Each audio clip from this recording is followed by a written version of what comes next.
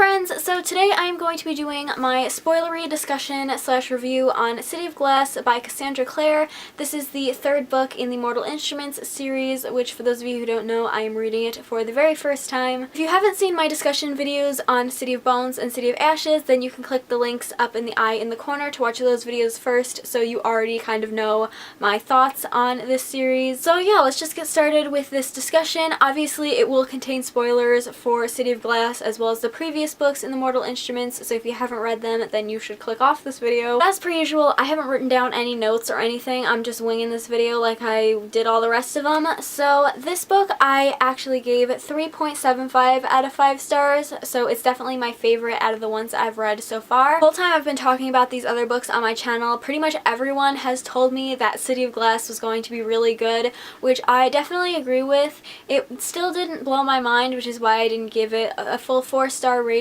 but I still really enjoyed it, and I definitely understand why everyone really loves this book. Now, this book was like almost 550 pages. A lot of stuff went down in this book, so I'm gonna try and remember everything that happened and talk to you about it. I really, right off the bat, enjoyed the fact that we were going into the Shadowhunter world, which we had never really been in before in the previous books, except for maybe like the Bone City. I guess that kind of counts as being in that world, but I really enjoyed that whole aspect of it. There was a little part of that world that I felt like was a bit of a cop-out, like the fact that it was kind of a medieval sort of feel to it, but they had like plumbing and refrigerators. It was kind of like, we want to make this series realistic, but it's too hard to think about plumbing and stuff like that, so we'll just give them that stuff. So I felt like there was a little bit of a cop-out when it came to the world, but I still really enjoyed that whole aspect of the story. The thing that I felt was a little bit of a cop-out was Max's death. Now, don't get me wrong, I think it's really sad that he died, but I feel like it was a bit of a cop-out because in one of these books, because I hear this book was supposed to be like a trilogy, and so this was going to be like the conclusion to it. So I feel like in a concluding book, you should kind of have like one of the main characters killed off just to make it sort of realistic or have some kind of shock factor to it. But I feel like maybe she didn't want to kill off one of the main characters, so she killed off Max because, let's be real, he was only in like maybe 10 scenes in the past 2 books. Like, you don't really get to know this kid at all. I like didn't really have any feelings for him. It was just because everyone was literally ignoring him in this book that you feel bad that he died.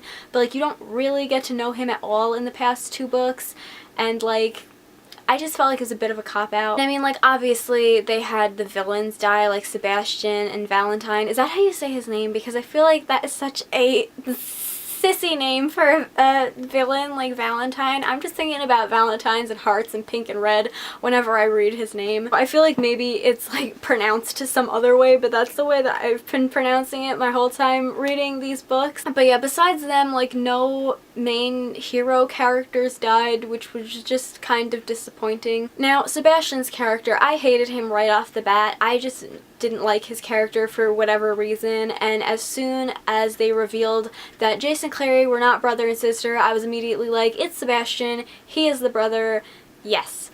Which I was right about. And yes, finally they said that Jace and Clary aren't brother and sister. I still don't think it makes it any weirder what happened in the previous books, because in their minds they thought that they were brother and sister. So like, that whole storyline is still kind of weird to me, and I just don't really like it at all because it's weird. Finally, that storyline is over, so now I can look forward to some other romance drama in the next books. Now, my discussion video for City of Ashes, I mentioned that I wasn't a huge fan of Simon's character, and a couple people, because I know a lot of people really like Simon's character, kind of wanted to know why I don't like him. So in case you were curious, there isn't any like rhyme or reason as to why I don't like him, just like certain characters or personalities or something I just don't particularly care for, which I don't hate his character by any mean. I just never really cared about his character very much. There was never really any rhyme or reason as to why I didn't like him. It was just that I just never connected with his character or cared for his character at all, which in this book I definitely liked his character a bit more. I think I finally kind of fan casted his character in my mind, whereas before I was just kind of picturing like a generic like nobody, but now I've kind of finally have a face to the name, so to speak. I don't know where the heck that came from, but I finally, now that I can kind of picture him in my head as like an actual person, I kind of like him a little bit more. So yeah, overall I did really enjoy this book, and I kind of did read it as a concluding novel because a lot of my questions were answered and it pretty much ended mostly all wrapped up in a nice little bow. But I am going to continue on with the series, obviously. I know that this is not the ending. So yeah, as I said, overall I liked it, but it still wasn't my favorite book ever. One question I do have though is, who is this on the cover? Like, I thought maybe it was Simon, but maybe it's not. Then I thought maybe it was Alec, who I do hate his character. I just don't like Alec. I'm sorry. I don't know. Or is this Sebastian? Now I have no idea. Let me know in the comments, who is this person on the cover? But yeah, I think that is all for this video. Leave me a comment down below and we can discuss this book in the comments. Of course, please don't leave me any spoilers for the rest of the books. I've heard that the next book that I should read after this one is Clockwork Angel, which is the first book in the Infernal Devices, which I'm pretty excited for that one because a lot of people seem to like that trilogy a lot more than this series. So I'm pretty excited for that book.